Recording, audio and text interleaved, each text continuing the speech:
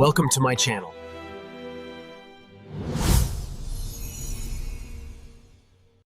The sun was a watery smudge behind the slate-grey clouds that clung to the peaks of the Cuillins. The air over Lochdubh tasted of salt, peat smoke, and impending rain. It was the sort of morning that demanded a man stay indoors with the second pot of coffee, but Hamish Macbeth was currently waist-deep in the icy waters of the burn that fed into the loch. He moved with the agonizing slowness of a heron, his long, lanky frame draped in a tattered green wax jacket that had seen better decades. In his hand was a gaff. To the casual observer, he was merely a lazy village policeman enjoying the scenery. In reality, he was eyes deep in the delicate business of poaching a salmon for his supper. Lugs, his ugly but loyal dog of uncertain lineage, sat on the bank, ears cocked, acting as a furry early warning system for any unwanted visitors. The peace of the glen was suddenly shattered by the aggressive roar of an engine that didn't belong in the Highlands. A bright yellow Humvee, looking as out of place as a flamingo in a coal mine, bounced violently down the narrow track toward the Lochside. "Drat and double drat," Hamish muttered, wading back to the bank and quickly sliding the gaff up his sleeve. Out of the vehicle climbed a man who seemed to be composed entirely of tanned leather, expensive spandex, and unearned confidence.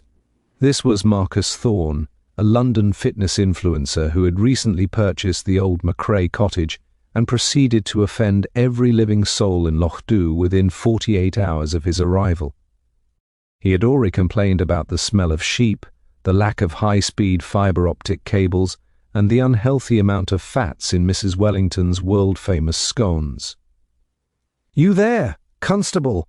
Thorne shouted, his voice ringing out with the abrasive authority of the suburban Sassenach. He began power-walking toward Hamish, checking a gleaming smartwatch on his wrist. "I hope you're patrolling and not just daydreaming. I've had more equipment stolen from my porch. A weighted vest and a crate of protein shakes. This village is a hotbed of petty larceny." Hamish put on his most vacant, wide-eyed expression, the one that usually convinced outsiders he was missing a significant portion of his brain. "Is that so, Mr. Thorne? A weighted vest, ye say? Maybe the sheep took a fancy to it. They're very keen on their cardio this time of year." Thorne's face turned a dangerous shade of mahogany. "Don't be glib with me, Macbeth. I pay my taxes. I expect results. I'm heading down to the Lochside for my morning extreme endurance plunge. If those shakes aren't found by the time I'm back, I'll be calling your chief constable. Do you understand?" "Oh, perfectly, sir," Hamish drawled, his voice like a slow-poured treacle. "I'll just sit here and contemplate the evidence." He watched Thorne march off toward the water, high-stepping through the heather as if he were in an Olympic heat. Hamish sighed and reached for his thermos. He knew Thorne was a bully and a bore, but there was an edge to the man's aggression this morning, a frantic, sweating desperation that suggested his macho lifestyle was hiding something rather more brittle. Lugs let out a low, uneasy growl. The wind shifted, bringing with it a sudden, sharp chill and the smell of ozone. Hamish looked down at the loch, where the water was turning a deep, bruised black. He had planned on a quiet day of poaching and napping, but as he watched Thorne disappear behind a rocky outcrop, a cold prickle of intuition told him that the macho man of Lochdubh wouldn't be complaining about his protein shakes for much longer. Hamish poured a steaming cup of coffee from his thermos, the dark liquid offering the only comfort in the damp morning air. He watched the yellow Humvee, a garish scar on the landscape, and waited for the sound of Thorne splashing into the loch, but the expected sound of a boastful, manly plunge never came. Instead, the silence of the glen returned, heavy and thick, broken only by the mournful cry of a distant curlew. Lugg stood up, his hackles rising in a stiff ridge along his spine. The dog let out a sharp, urgent bark and began trotting toward the rocky outcrop where Thorne had vanished. "Easy, Lugs," Hamish murmured. Though he set his coffee down with uncharacteristic haste, he followed the dog, his long legs eating up the distance through the heather. As he rounded the bend where the granite path sloped steeply toward the loch's edge, he saw it. Marcus Thorne was indeed in the water, but he wasn't doing an extreme endurance plunge. He was suspended upside down from a low-hanging gnarled rowan tree that leaned precariously over the deep black water. His feet were tangled in the straps of the very weighted vest he had claimed was stolen, and his head was submerged just beneath the surface of the loch. It was a bizarre, humiliating spectacle, the great fitness guru hanging like a side of cured meat over the icy Highland depths. Hamish scrambled down the bank, his boots sliding on the wet moss. He reached out, grabbing Thorne's ankle, but the man was cold, his body heavy with the finality of death. There were no signs of a struggle on the bank, only the neat pile of Thorne's designer tracksuit and his gleaming smartwatch, which was still chirping a rhythmic reminder to keep moving. "Well now," Hamish sighed, pulling his hand back and wiping it on his trousers. "You've gone and done it, Mr. Thorne. You've ruined a perfectly good Tuesday." He stood there for a moment, his hazel eyes taking in every detail. The weighted vest was buckled tight, the extra lead weights ensuring that once Thorne had tipped over, there was no coming back up. To an outsider it might look like a freak accident, a man tripping while trying to show off, but Hamish noticed a thin, translucent shimmer of monofilament fishing line tied low across the path. It was a poacher's trick, simple and invisible. Thorne hadn't tripped. He had been tripped. The distant, rhythmic thud of a helicopter began to vibrate in the air, growing louder until it echoed off the mountain walls. Hamish groaned. The big men from Strathbane were already on the move. News travelled fast in the Highlands, usually via the postmistress's telephone, and the death of a celebrity like Thorne was exactly the kind of thing that brought the police hierarchy out in force. Sure enough, within 20 minutes the roar of a police siren joined the wind. A dark sedan screeched to a halt behind the yellow Humvee, and out stepped Detective Chief Inspector Blair.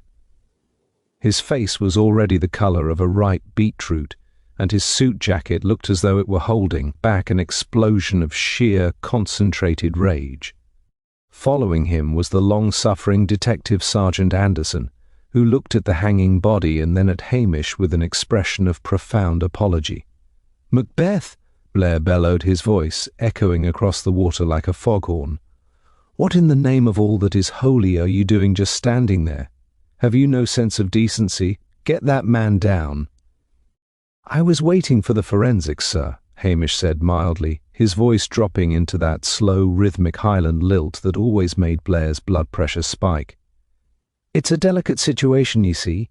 The knots are quite peculiar." "Don't talk to me about knots, you useless peasant." Blair stormed down the bank, nearly slipping on the same moss Hamish had navigated. "It's an accident, clearly. The man was a fitness nut. He probably thought he could do pull-ups on a rowan tree in a weighted vest. It's a classic case of death by vanity." Blair pointed a stubby finger at the body. "Anderson, get the photos done. I want this cleared up by lunch. I have a press briefing in Strathbane at 2, and I won't have it spoiled by some backwater drowning." Hamish stayed quiet, his eyes drifting to the fishing line he had spotted earlier. He knew if he mentioned it now, Blair would only shout louder.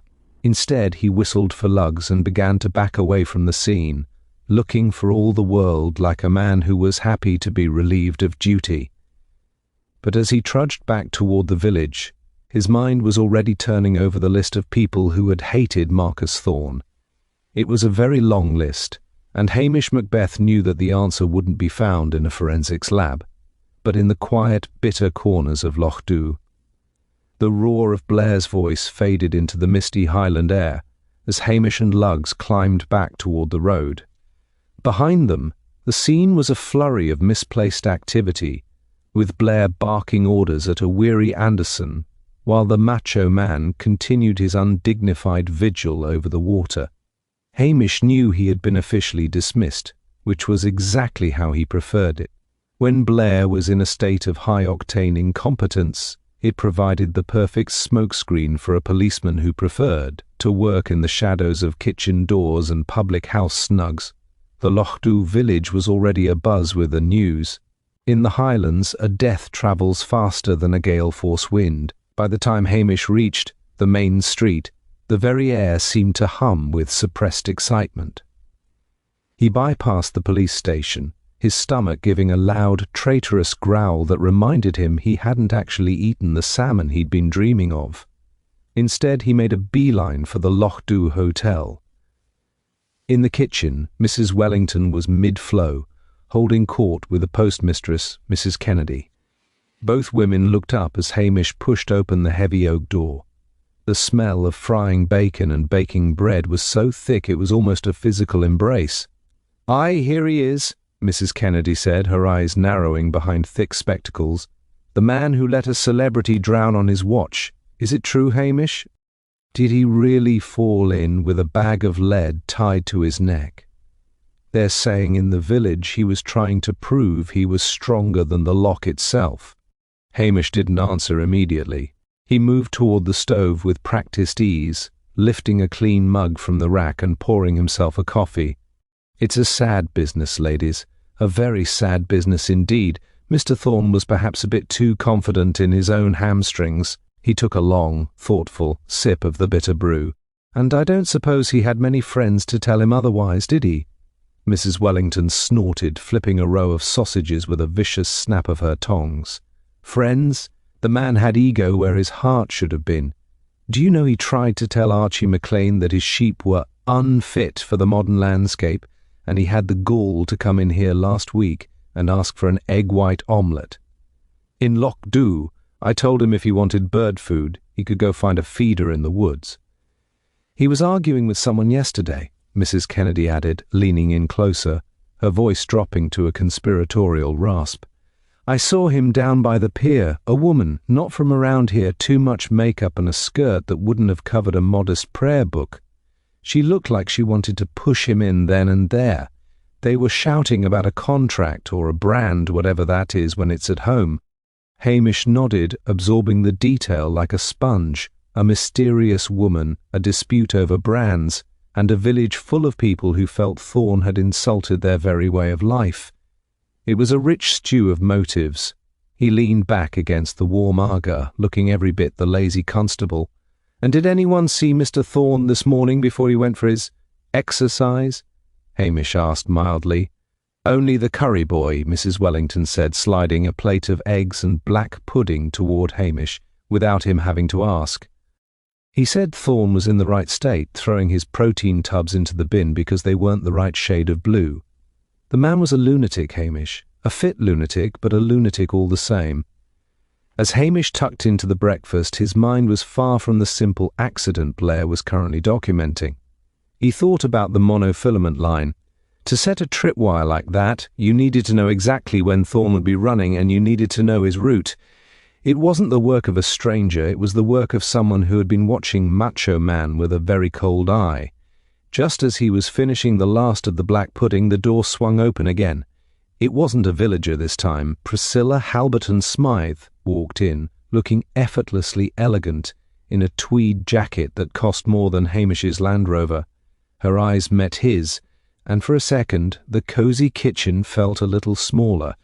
She had that look in her eye, the one that told Hamish that the romantic complication of his life was about to make the investigation even more difficult. "I heard the news, Hamish," she said, her voice cool and refined.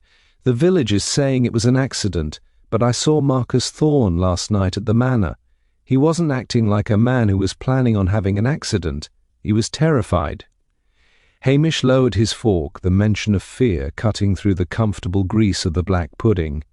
He gestured for Priscilla to take a seat at the worn wooden table, while Mrs. Wellington and Mrs. Kennedy suddenly found an intense interest in polishing the already gleaming silverware, their ears practically leaning toward the pair. Luggs, sensing the shift in Hamish's mood, rested his chin on Priscilla's knee, looking up with soulful, manipulative eyes. "Terrified, you say?" Hamish asked, his voice low and devoid of its usual mocking lilt.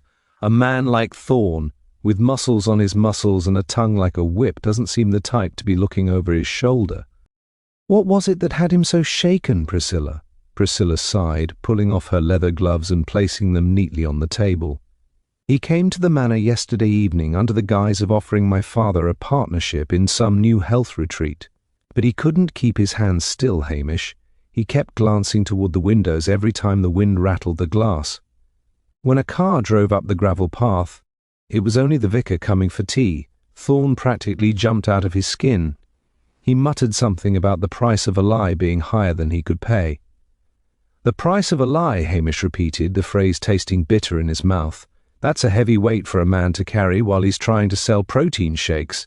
Did he say who he owed this price to? No, Priscilla replied, shaking her head. But he mentioned a manager who didn't understand the meaning of the word no, and he was carrying a small silver-bound notebook as if it were a holy relic. He wouldn't let it out of his sight. I didn't see it on the bank today, Hamish. Hamish thought back to the pile of designer clothes and the chirping smartwatch he had seen by the Lochside. There had been no notebook if Thorne had been carrying. It was either at the bottom of the loch or in the hands of whoever had tied that monofilament line. The Macho man had been a hollow shell, it seemed, a brand built on a foundation of sand, and someone had finally decided to let the tide come in. Before he could probe further, the peace of the hotel kitchen was shattered by the heavy, rhythmic thud of boots in the hallway. The door burst open, and DCI Blair stormed in, his face now a shade of purple that suggested an imminent medical emergency. He was clutching a plastic evidence bag containing a small damp piece of fabric. "Macbeth, I knew I'd find you here, mooching food like a stray cat," Blair roared, ignoring the icy glares from Mrs. Wellington. "While you've been stuffing your face with cholesterol, I've been doing actual police work. Look at this. Found it snagged on a bush near the victim's car. It's a fragment of a local crofter's tweed jacket, and I know exactly which one." Hamish stood up slowly, looming over the shorter, wider inspector. "And whose might that be, sir?" "Archie McLean," Blair shouted triumphantly. "The old fossil was seen arguing with Thorne just 2 days ago about sheep grazing. He's got the motive, he's got the proximity, and he's probably got the rest of this jacket in his moth-eaten wardrobe. Anderson is heading to his cottage now to make the arrest. It's a slam dunk, Macbeth. Even a half-wit like you should see that." "Archie McLean," Hamish said softly, a look of simulated confusion crossing his face. "But Archie is 80 if he's a day, sir. He can barely climb the stairs to his bed, let alone lure a fitness expert down to a loft and hoist him into a tree." "Quiet," Blair snapped, spittle flying from his lips. "He used a winch or a pulley or whatever these peasants use to move stones. The evidence is clear. I'm closing this case before the sun sets, and I don't want to hear another word of your Highland mysticism. Now get out of my sight and try to pretend you're a policeman for the rest of the shift." Blair turned on his heel and marched out, leaving a trail of damp footprints and a heavy silence behind him. Hamish looked at Priscilla, then at the empty plate of breakfast. He knew Archie McLean was as innocent as a newborn lamb, despite his crusty exterior. The tweed fragment was too convenient, too perfect a clue for a man like Blair to find. Someone was playing a very clever game, and they had just handed the inspector exactly what he wanted, a quick arrest and a simple story. "Well," Hamish said, reaching for his cap and whistling for lugs, "I suppose I'd better go and have a wee chat with Archie before Blair tries to beat a confession out of him. And Priscilla, that notebook, if it isn't at the loch, it's somewhere Thorne felt safe, or somewhere he was being watched." He stepped out into the rain, the fine Highland mist settling on his shoulders. The Macho man was dead. An innocent man was about to be framed, and Hamish Macbeth was starting to realize that the lie Thorne had been so afraid of was far darker than a simple business dispute. The mist had thickened into a fine, persistent drizzle that clung to the heather like a damp shroud as Hamish made his way toward Archie McLean's croft. He chose the peat path rather than the road, partly to avoid being spotted by Blair's returning patrol car, and partly because the soft earth told more stories than the asphalt ever could. Lugs trotted ahead. occasionally pausing to sniff at a rabbit burrow, but the dog's usual enthusiasm was dampened by the heavy atmosphere hanging over the glen. Hamish's mind was not on the scenery, however. It was fixed on that perfect fragment of tweed. In a village where every man wore a jacket inherited from a grandfather, a single snagged thread was less a clue and more a neon sign pointing toward a scapegoat. Archie's cottage was a low, stone-built affair that seemed to be huddling against the hillside for protection. As Hamish approached, he saw Anderson's police vehicle parked at a crooked angle by the gate. The detective sergeant was standing by the door, looking profoundly miserable as Blair's voice drifted out from the interior, sharp and accusatory. Hamish signalled for Lugs to stay back and moved quietly toward the threshold. "I'm telling you, man, I was nowhere near the loch this morning." Archie's voice was a weathered rasp, vibrating with indignant fury. "I was in the barn, tending to a ewe with a foot rot. If you want to check my jacket, check it, but you'll find nothing but sheep dip and honest dirt. Save it for the magistrate, McLean." Blair's roar followed. "I have the physical evidence right here. A match for your Sunday best. You hated Thorne. You told the whole pub you'd like to see him tethered to a rock. Well, someone tethered him, and you're the only one with the motive and the lack of a decent alibi." Hamish entered the dim, peat-scented room. The interior was a clutter of old newspapers, rusted farming implements, and a single flickering oil lamp. Blair was looming over the elderly crofter, who sat stubbornly in a rickety wooden chair, his knuckles white as he gripped the armrests. Anderson looked at Hamish with a silent plea for intervention. "Begging your pardon, sir," Hamish said, his voice soft and deceptively apologetic. "I was just passing by and wondered if I might be of any assistance. It's a terrible business, Archie being hauled off like a common criminal." Blair spun around, his face a vivid shade of crimson.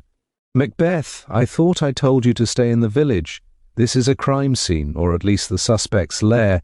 We found the jacket, look." He pointed to a worn tweed garment draped over the back of a chair.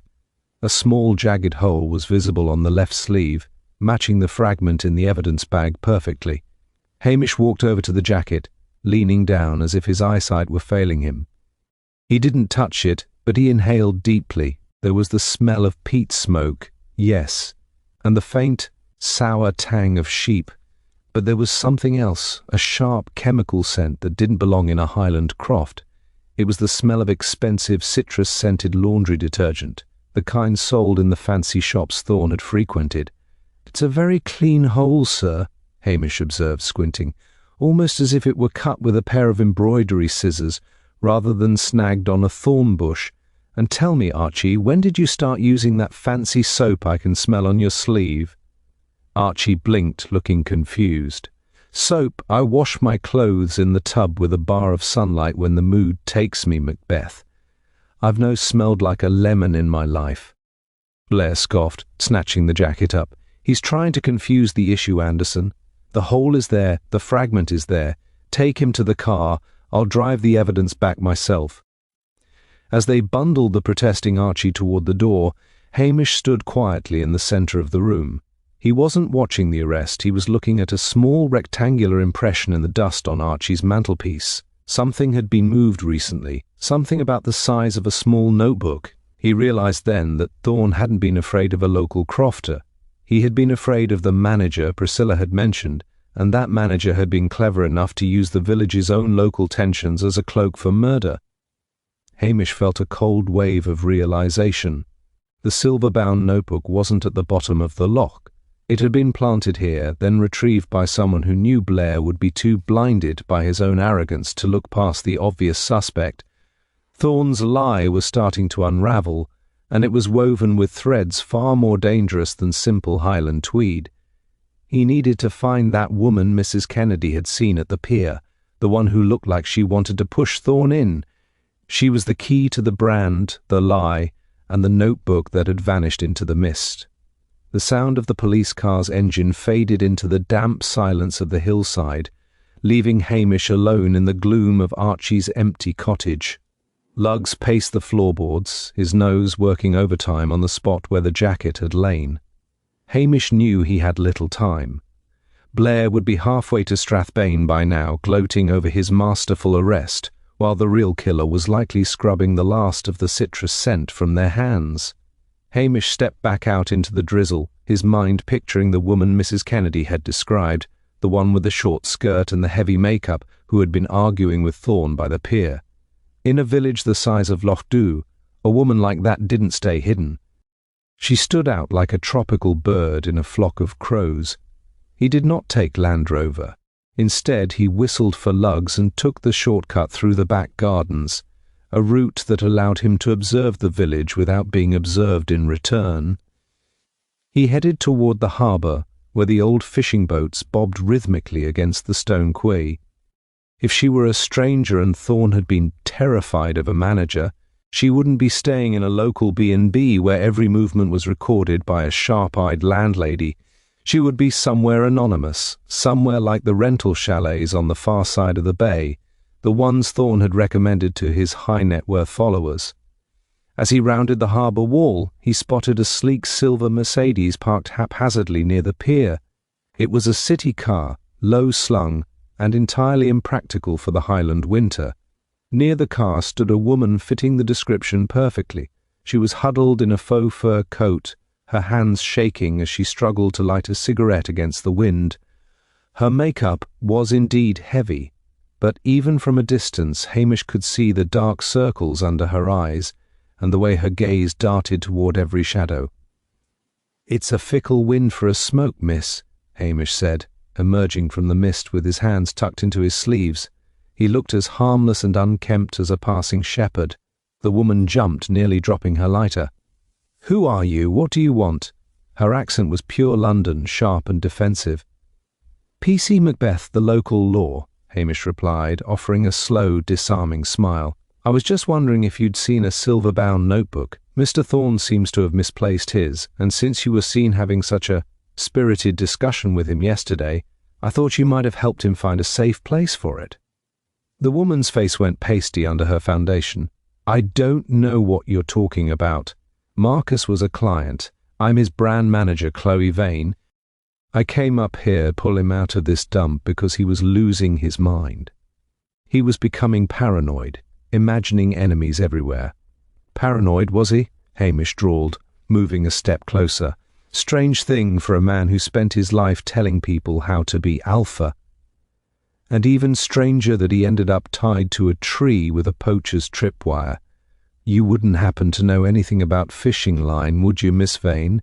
Or perhaps why Archie McLean's jacket smelled like your expensive laundry detergent?" Chloe's eyes widened, and for a moment the bravado crumbled.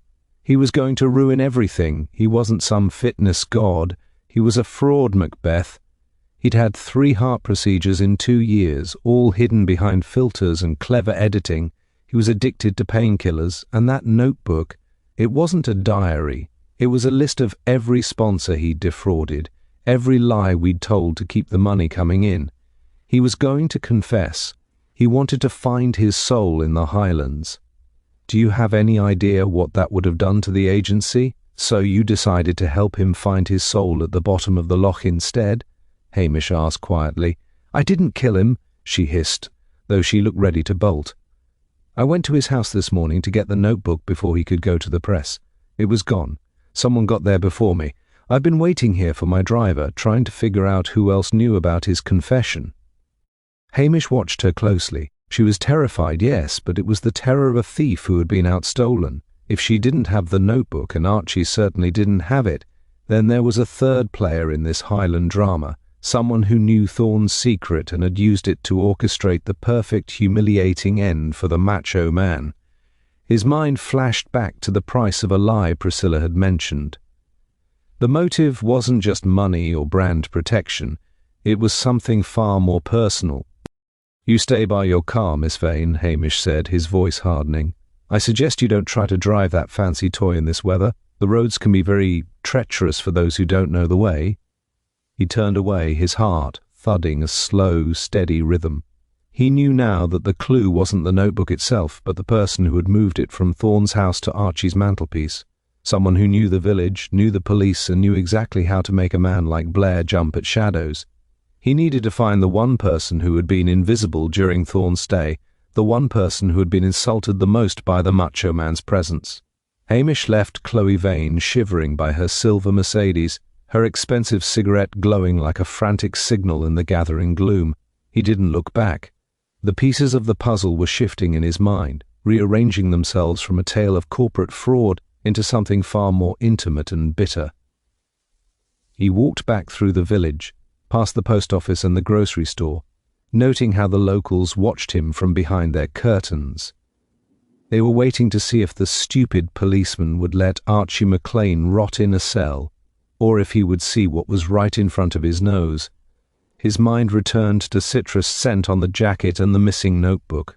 Chloe Vane had arrived to find the book gone, and it had briefly appeared on Archie's mantelpiece before vanishing again. This required someone with intimate access to the crofts, someone who could move through Lochdubh without causing a single dog to bark. It also required a motive that transcended Thorne's fitness brand. He began to think about Thorne's extreme endurance lifestyle, the way he had mocked the unhealthy locals and their stagnant lives.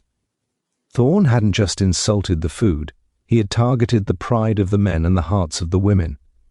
Hamish stopped outside a small, whitewashed cottage on the edge of the village. This was the home of Mary Curry, the mother of the boy who had seen Thorne throwing away his blue protein tubs. Mary was a widow, a quiet woman who made her living cleaning the rental chalets and the larger houses in the glen. She was the definition of invisible. People talked in front of her like she was a piece of furniture. She saw the laundry, trash and secrets left behind in the bedside drawers. He knocked softly on the door. Mary herself opened it, her face a mask of weary composure. "PC Macbeth," she said, wiping her hands on a floral apron. "I suppose you're here about poor Archie. It's a disgrace him being taken away like that."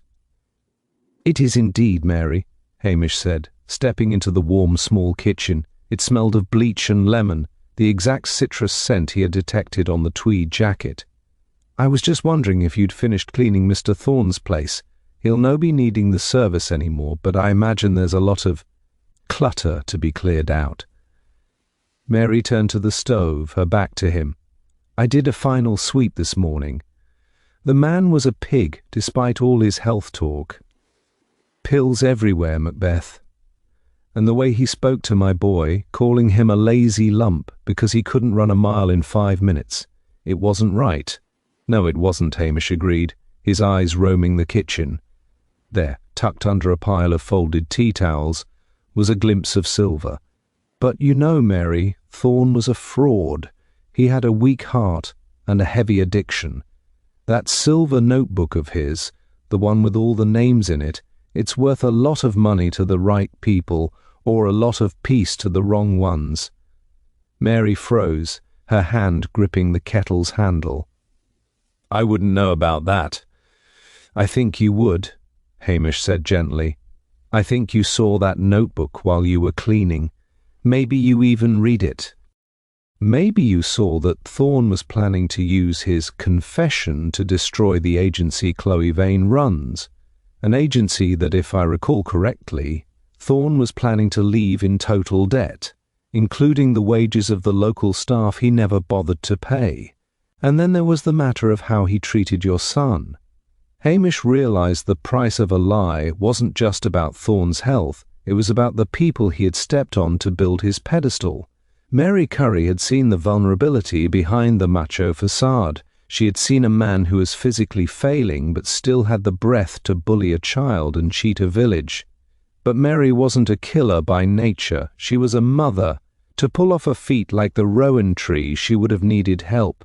Someone with the strength to hoist a man and the knowledge of the loch's depths. "Where's your brother, Mary?" Hamish asked suddenly. "Is Peter still working the night shift at the distillery, or did he take the morning off to help you move some heavy equipment?" Mary's composure finally cracked. A single tear tracked through the flower on her cheek. "He called us peasants, Hamish. He laughed at Peter's limp. He said we were the refuse of the Highlands. Peter just wanted to scare him, to make him look as weak as he really was." Hamish sighed, the weight of tragedy settled on him. It wasn't a professional hit, it was a burst of local rage, ignited by the arrogance of a man who thought he was untouchable. "I'm going to need that notebook, Mary, and I'm going to need to speak to Peter. But first, I have to make sure DCI Blair doesn't make a bigger mess of this than he already has." He knew exactly what he had to do. He couldn't let Mary and Peter go to prison for the rest of their lives for a moment of madness triggered by a bully, but he also couldn't let Archie stay in a cell. He needed a third option, a way to satisfy the law, pacify Blair, and keep the peace of Lochdubh. Hamish stood in the quiet kitchen, the only sound the rhythmic ticking of a grandfather clock in the hall, and the distant mournful whistle of the wind through the eaves. Mary Curry remained frozen by the stove, her face pale, the silver-bound notebook now a shimmering indictment beneath the tea towels. Hamish didn't reach for it.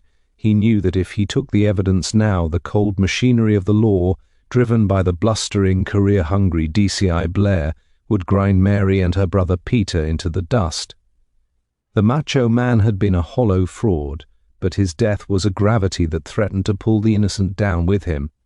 "Mary," Hamish said, his voice as soft as the Highland mist, "if I take that book and tell the inspector what you've told me, Peter will be in a cage for 20 years, and Blair will likely find a way to put you there beside him for helping. Is that what you want for your boy? To grow up with a mother and an uncle in Barlinnie?" Mary shook her head slowly, her eyes wide with a desperate animal terror. "He was a monster, Hamish. He treated us like dirt under his expensive boots. Peter didn't mean for him to die, truly. He just wanted to leave him hanging there for the village to see, to show everyone that the great fitness god could be tripped by a bit of string and a man with a limp. But the weights, Mary, the vest," Hamish reminded her gently, "that's what turned a prank into a killing. The loch is cold, and Thorne's heart was as weak as a rotten fence post.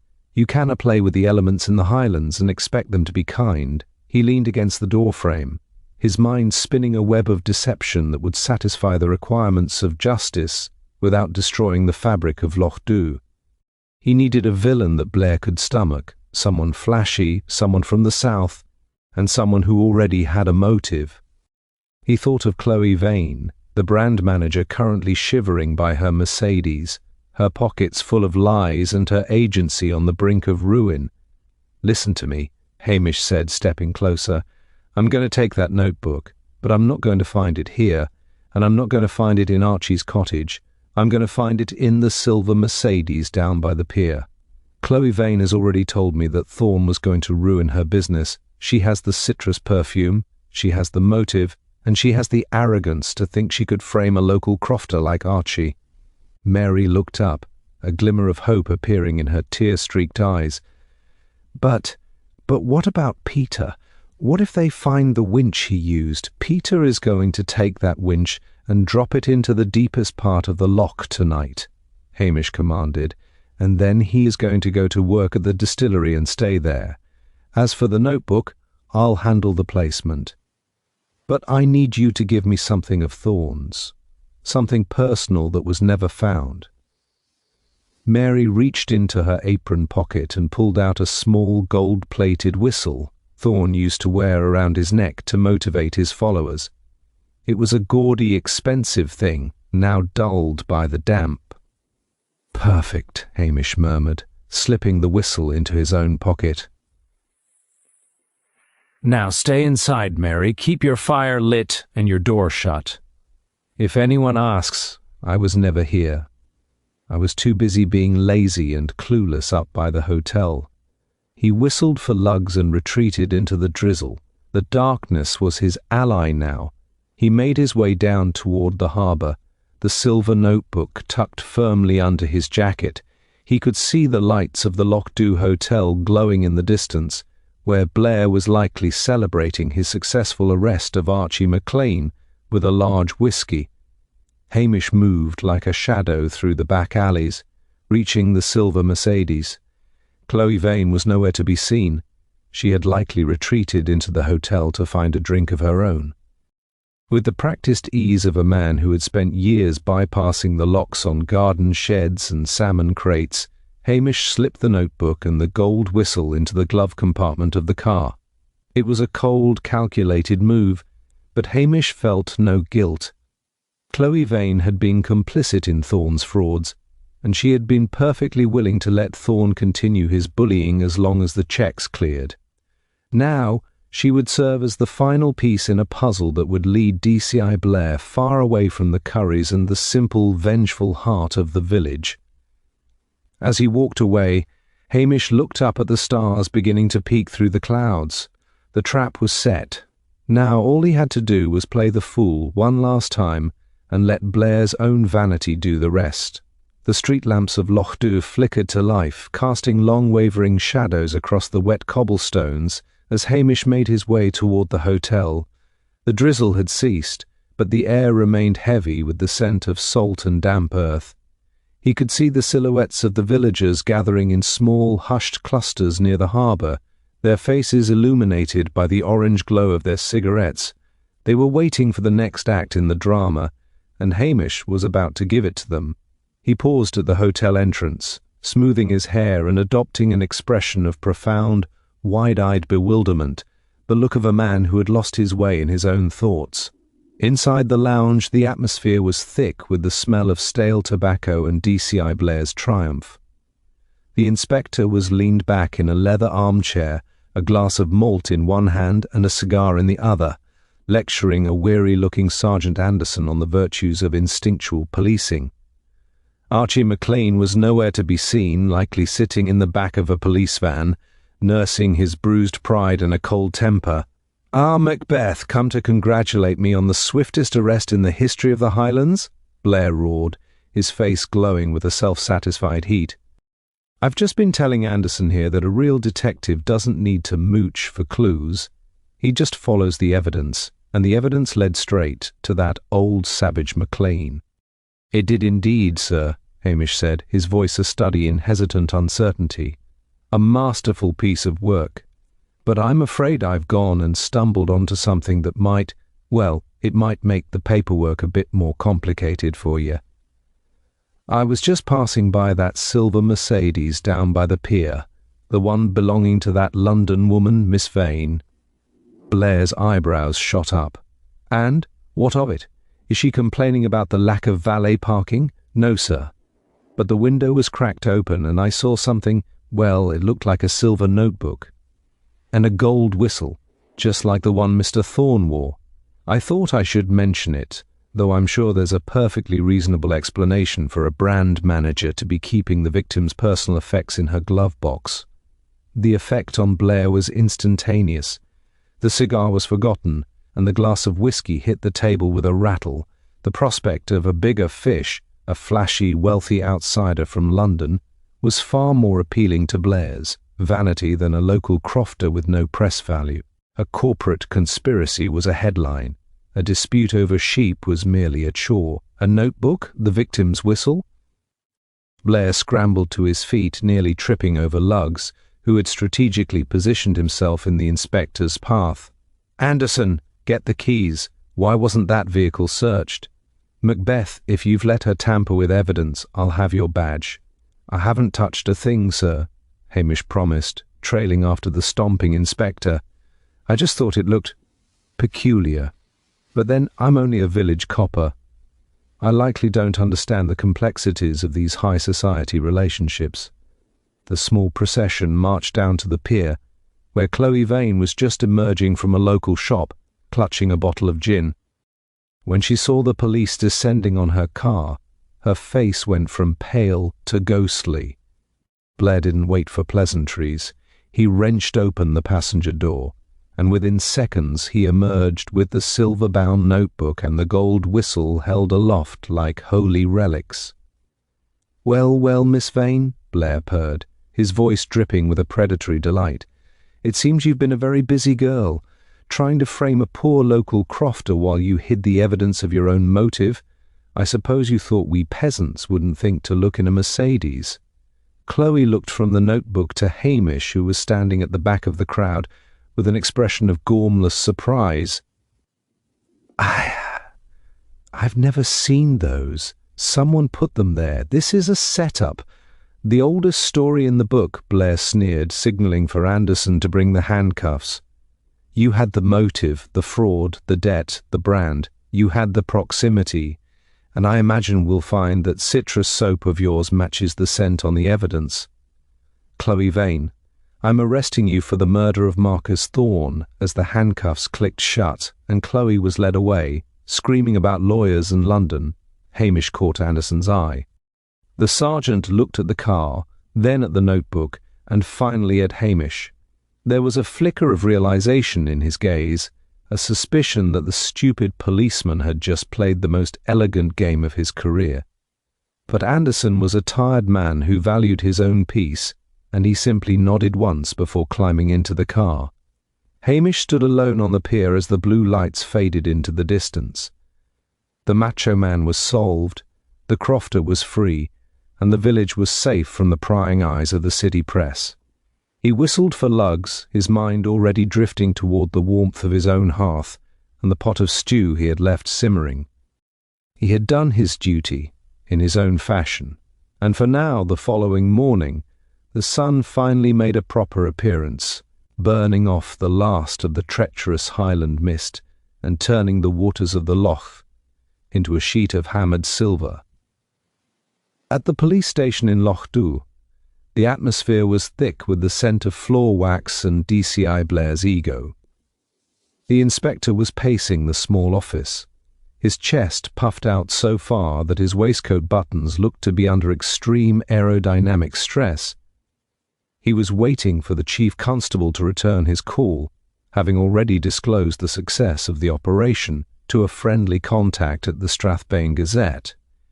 Hamish sat at his desk, looking appropriately small and insignificant, painstakingly typing out a report with 2 fingers. He looked like a man who struggled with the basic mechanics of a sentence, a performance that allowed Blair to feel even more superior. Archie McLean had been released an hour ago. The old crofter had walked out of the station without a word of thanks, giving Hamish only a knowing, crusty wink before disappearing back to his hills. "You see, Macbeth," Blair said, pausing to admire his own reflection in the window, "this is why you'll never be more than a village constable. You lack the killer instinct. You were ready to let that old crofter take the fall while I saw through the deception. It takes a sophisticated mind to understand the motivations of these London types. Blackmail, corporate greed, brand protection, it's all in a day's work for a real detective." "It is indeed, sir," Hamish sighed, hitting the X key by mistake and beginning the line again. "I would never have thought to look at the Mercedes. It's lucky for Lochdubh that you were here to take charge. I suppose there'll be a grand promotion in this for you, maybe a move to the Big Smoke itself?" Blair's eyes gleamed at the prospect. "It's highly likely, Macbeth. Highly likely. The Yard loves a man who can handle high-profile media cases without breaking a sweat. I'll be sure to mention in my report that you provided the local assistance required.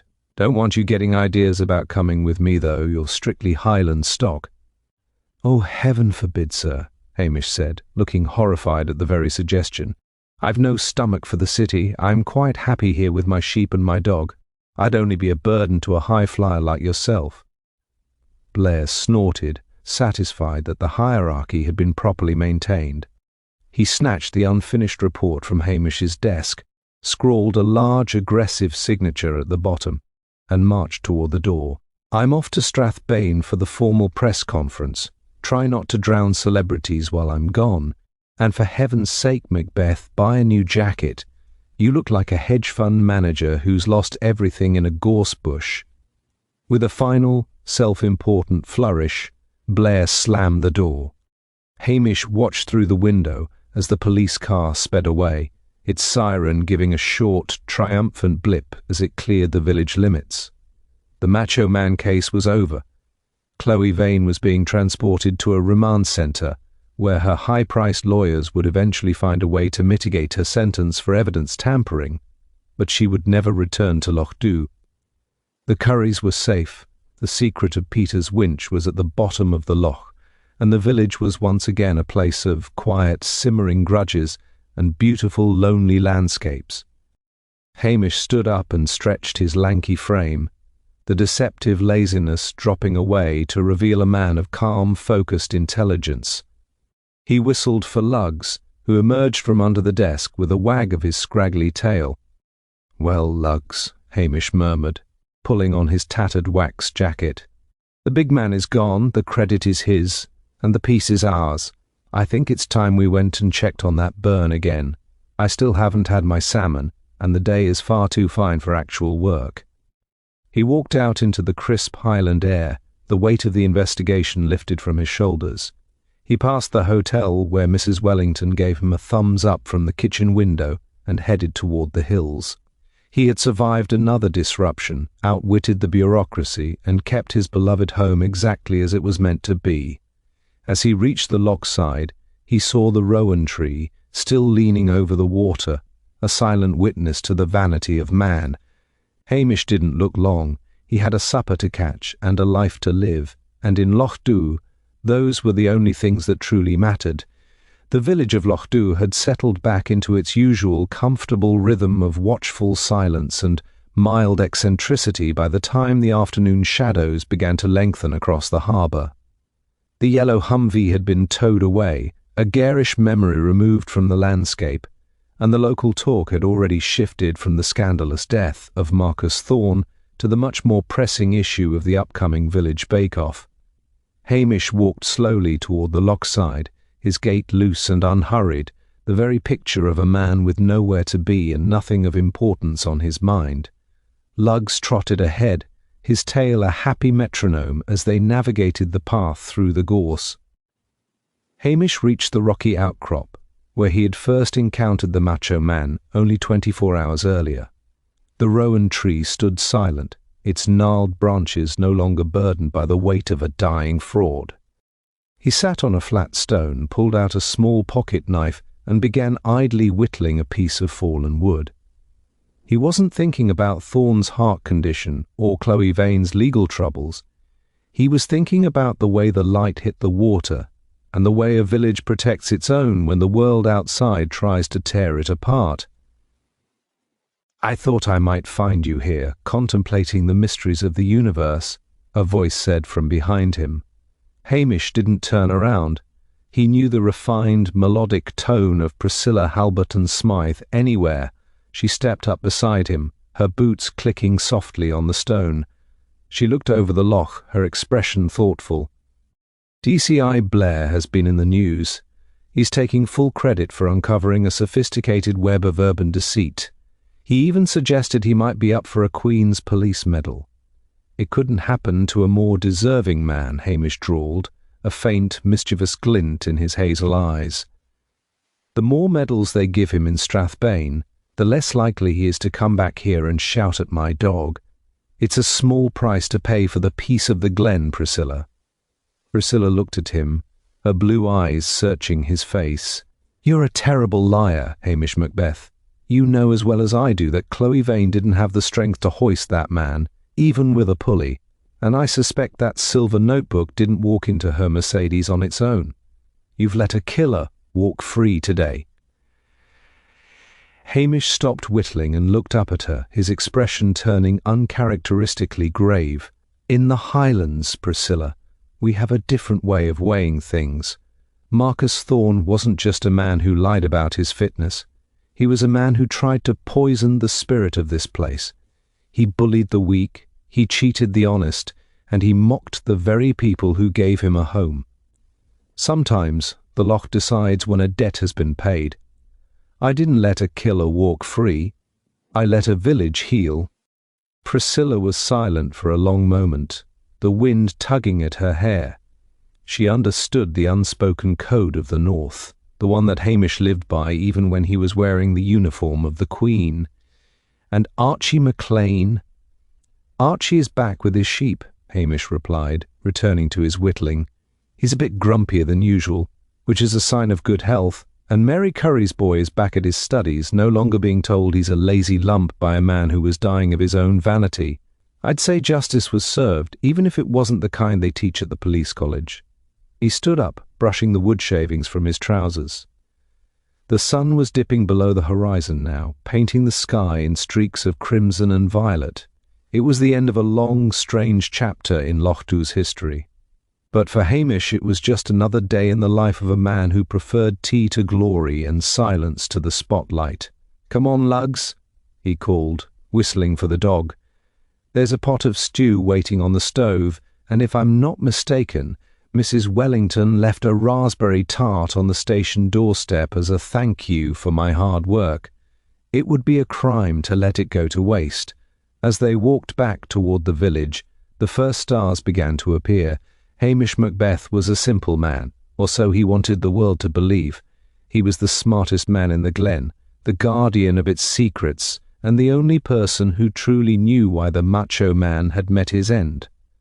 But as long as he had his dog, his coffee, and his home, he was more than happy to let the world think he was just a lazy policeman who had gotten lucky one more time. The station house was warm, the air thick with the comforting, slightly scorched scent of a peat fire that had been burning all afternoon. On the kitchen table sat the promised raspberry tart from Mrs. Wellington, its flaky crust still weeping a little crimson jam, a far more pleasant sight than the crimson splash of Marcus Thorne's tracksuit in the loch. Hamish moved about the small kitchen with the efficient, quiet grace of a man who was truly at peace, only when the rest of the world thought he was doing nothing at all.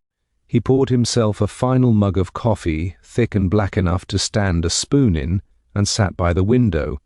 Lugs had already claimed the rug by the hearth, twitching in his sleep as he chased phantom rabbits through a Highland glen that was now, once again, quiet. The distant hum of the evening bus from Strathbane was the only sound from the village, carrying away the last of the forensic team and the lingering tension of the investigation. Hamish reached into the pocket of his tattered jacket and pulled out a small, frayed bit of monofilament line, the last physical evidence of the tripwire Peter Curry had set. He looked at it for a moment, then leaned forward and dropped it into the heart of the glowing peat. He watched as it curled, shriveled, and vanished into a tiny puff of blue smoke. The Macho man was a memory now, a cautionary tale that would be whispered in the Lochdubh Hotel for years to come, a story about a man who tried to conquer the Highlands with a stopwatch and a sneer, only to find that the mountains have a very long memory for arrogance. Chloe Vane would be busy in the south, untangling the legal knots Hamish had tied for her, and DCI Blair would be preening for the cameras in Strathbane, utterly convinced of his own brilliance. "Better him than me, Lugs," Hamish murmured, patting the dog's head as he walked toward his bed. To the world, PC Hamish Macbeth was a failure, a man who had let a promotion slip through his fingers, who couldn't even manage a clean collar without help, and who spent more time poaching salmon than patrolling the streets. But as he looked out at the moon rising over the dark, silent waters of the loch, he knew better. He had kept his home, he had protected his friends, and he had ensured that those who told it, not those who suffered under it, paid the price of a lie. He pulled the heavy woolen blankets up to his chin, the familiar chill of the Highland night, kept at bay by the dying embers of the fire. Tomorrow he would wake up early, dodge a phone call from headquarters, and perhaps finally catch that salmon he had been chasing before the Macho man interrupted his day. The peace of Lochdubh was restored, the secrets were buried, and for the laziest, smartest policeman in Scotland, that was the only resolution that ever truly mattered.